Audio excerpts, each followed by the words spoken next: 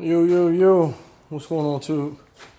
I wanted just to drop an update in here. I was a little tired, man. This one was whooping my behind, so I took a break for a week, and then I went on vacation. So, got back home, figured I'd jump in here today, do some work. As you can see, the engine is still in, but wait a minute, there's more. What's that back there attached? Yeah, that's the cross member. Let me go on and show you what I did here. Let me show you what I did here. Bam, bam. There you go. Back drive shaft is in and connected. As you can see, I gotta connect the front drive shaft, but I gotta get another. I think it's called a U joint right there. I gotta get another joint because I kind of messed up that one.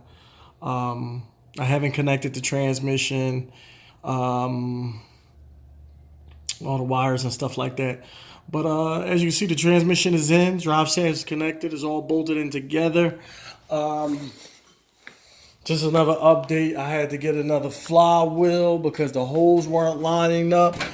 Some people were saying that you can just oval it out, but I figured, like, look, I ain't even gonna mess with it. So as you can see, I got another flywheel.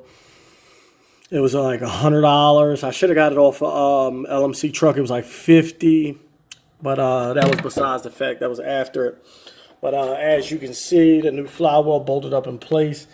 It's good. It's ready to go in. I mean, it's connected. It's ready to turn over. I think I just got to put the bolts on the back end.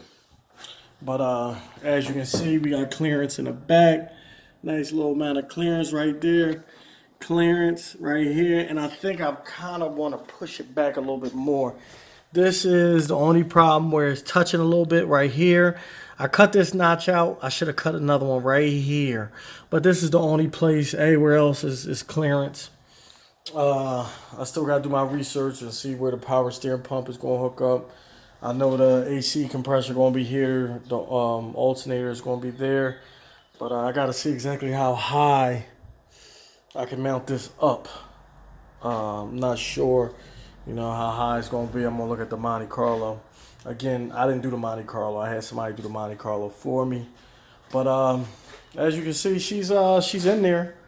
Back drive shaft is connected. I still gotta go back and tighten up all the bolts, the spec. I just wanted to mock it up and get it in there. Let me show you what was a lifesaver. This Harbor Freight joint right here, transmission jack. Harbor Freight transmission jack. I paid like $150 for it or whatever. And they say you shouldn't put the transmission in by yourself, but it allowed me to put the transmission in by myself. It wasn't easy. Lining the transmission bolts up, lining the transmission holes up and getting it all in there. I had to disconnect it again because I had to realize I needed a new flywheel. So that's my second time putting the transmission in. So needless to say, I know how to put a transmission in. I know how to take it apart, break it down, drop it out, and put it back in because I just did it twice. Now, hopefully everything works in it, but what I will say is I'm going to change the filter out, as you can see. I'm going to change the filter out, the gasket out, because I think that's where it was leaking from. One of the back joints need a seal. I replaced the rear main seal on the transfer case. So that was good. The only issue I'm having, like I said, is a little crack in the bottom of the frame. There's a little crack at the bottom of the frame right here. I don't know if you can see that. Let me see if I can put my light on it. No, I can't put my light on it. Let me see if I can zoom in. Right there, there's a little crack in the frame right here. Where this other bolt is supposed to go. This other bolt was missing, but there's a little crack in the frame. That's really got me worried. You know what I mean? I'm hoping they don't try to charge me an arm and a leg to repair that. It don't go throughout. So I'm gonna see if they can cut it out, square it out, weld another same size gauge, and reinforce it on top of that. I'm not sure.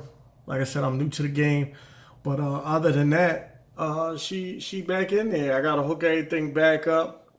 As you can see, none of the linkages are connected, but she in there. She in there. As you see, that's a new seal back there. But back here is leaking right here in this joint right here. I'm not sure why, but I'm gonna get to that when I get to that. But I messed up this U joint right here, as you can see. I messed that up. So I mean, it's coming together. I think before I do all this down here, I think I'm gonna try to crank it over just to see if it cranks. Just in case I gotta take it all out again. You know what I mean? Again, this is a junkyard motor. Just in case I gotta take it out again. But I think I'm gonna hook everything up and crank it. See if it cranks, and if it cranks and I get a little run out of it, then I'll go forward and hook everything up with the transmission and continue to move forward with the project. As far as the frame, I'm hoping that when I go to get it all dialed in and I'll do a little rust repair down here. Little rust repair down here. They'll fix the frame also right there. But if anybody know, let me know how much that's going to cost, or give me an estimate if it can be done, or am I going to have to get a whole new frame? Other than that, the frame is fine. It's just that spot right there. But yeah, that's the only where I'm touching right here. That's it. But all right, too. This was just a little dial in, a little check in.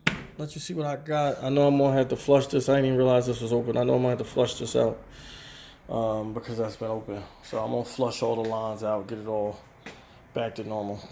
But as you can see, this is what we got so far too. She coming together slowly but surely. But we shall see.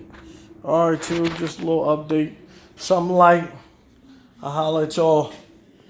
Back with the K5 Blazer.